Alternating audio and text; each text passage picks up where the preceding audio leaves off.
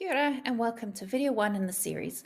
In this video, I provide a short overview of some of the terms that you will hear when we're talking about AI. Please watch my introductory video that explains the purpose of this video series. First, let's unpack the term AI. AI stands for artificial intelligence. So while the name seems to imply intelligence, it's not real intelligence. AI can't think like a human. Rather, it's trained through the use of machine learning to automate tasks. It's not magic, it's rather just maths. AI is trained on large, huge quantities of data to make decisions about the data. So rather, it's about automation and pattern recognition of that data and the inference that they can draw from the data. It's not real thought at all. Researchers Drew McDermott and Melanie Mitchell actually refer to the term intelligence as a wishful mnemonic. It's what we wish it was doing rather than what it actually does. AI is embedded into many technologies. It's the technologies behind social media and how it provides content. It's in the voice assistants like Siri and Alexa, which listen to us and respond. It's even in the face detection that you use to unlock your phone. It's also embedded into the many tools that our students are using to undertake assessments. So from the search engines to the spelling editors to the learning management systems. Generative AI is just one of the many technologies that sits under the banner of AI. In my second video, I'll explain why this pervasiveness of technology means that controlling the use of AI in assessments become very difficult. Generative AI, as I said, is a subset of AI. In generative AI, it focuses on creating new data. So it responds to the prompts that we input to generate images, text, audio, videos, all from its training data. Generative AI models learn patterns and structure of their inputs, training data, and then generates new data with similar characteristics.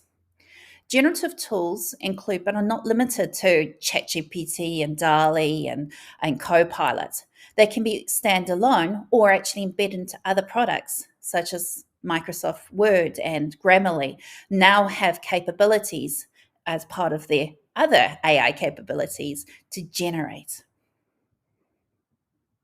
So while generative AI can generate lots of different types of data, we tend to focus on the text generative capabilities of AI when we're talking about assessments. However, it's important to understand the technologies behind these tools. So these are the applications that we're using, but underneath it, they've got different technologies that are drawn into and utilized by these services.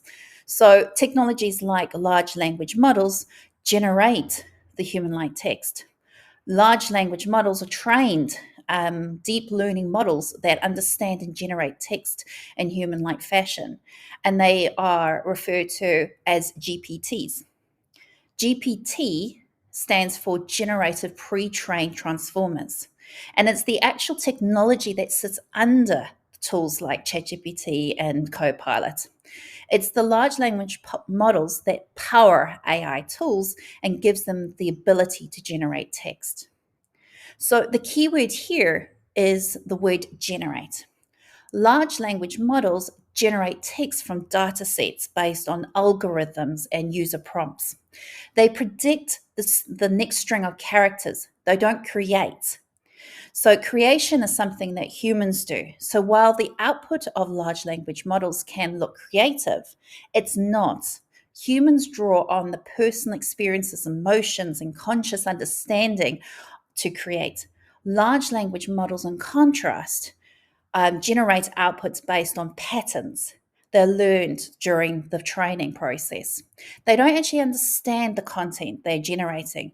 They don't experience emotions or consciousness. And it's because of this, they don't actually understand or even think about the accuracy of what they're saying. So, to help us understand the limitation of large language models, Emily Bender, a computational linguist from the University of Washington, created the analogy of the Socratic parrot. So, you can read more about this analogy and her other analogy, the octopus, in the linked article. But basically, she relates the power of these tools to those of a parrot. So, a large language model has a similar skill to a parrot. They're simply repeating the words back to you that they've learned. They have no understanding of the words. So, she warns us to not conflate the output of a large language model to have any meaning or even be correct. She warns us to be critical of the output. And it's not just the output itself that we need to be critical of in terms of its correctness, but actually the development of the large language models, as the use and the development can actually perpetuate bias. And this is something I'll explore later throughout this video series. But basically, the tools that are used in large language models focus on statistics, patterns, and pattern recognitions. So it draws on huge bodies of text, and what they're looking for is to guess the next word in a sentence. It's very sophisticated, but basically that's underneath it is this prompting of words. So they are copying the style of the words and not having any understanding of what it's actually saying and whether it's true. So this is what makes large language models tricky, and in fact, without morals. They're only generating output. They're not interpreting the output. They're not concerned with the validity of that output. So this is why when ChatGPT apologizes for getting something wrong, they're not actually sorry. They don't even care.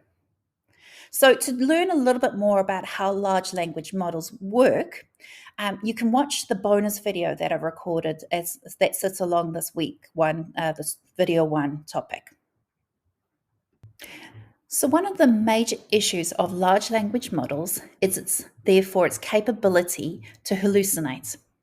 This is where the large language model generates a response that is factually incorrect, nonsensical, or even disconnected from the initial input.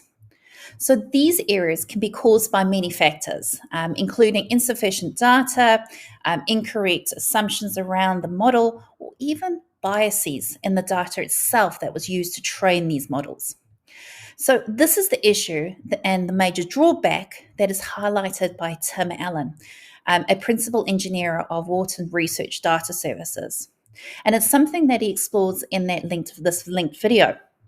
So in the video, he warns us not to get sucked in by the hype around generative AI, especially large language models. In the video, he warns us that these tools are often wrong. He states that large language models do not actually hallucinate. This is rather human quality. Rather, they make stuff up.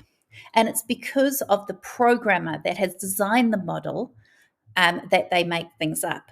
So rather than accepting this as a feature of large language model, it actually removes the responsibility of programmers and the model trainers to be ethical about how these systems work. So it therefore highlights the need to be really cautious around how we actually use large language models and be informed consumers of AI and not passive consumers. So throughout the series, I'm going to explore these implications a lot more, as well as obviously the limitations of AI. It's only through this understanding of AI that we can really harness its power, and especially its power for assessments. So if you have any questions or comments, you can get in touch in the next slide. My details are there. Ka kite.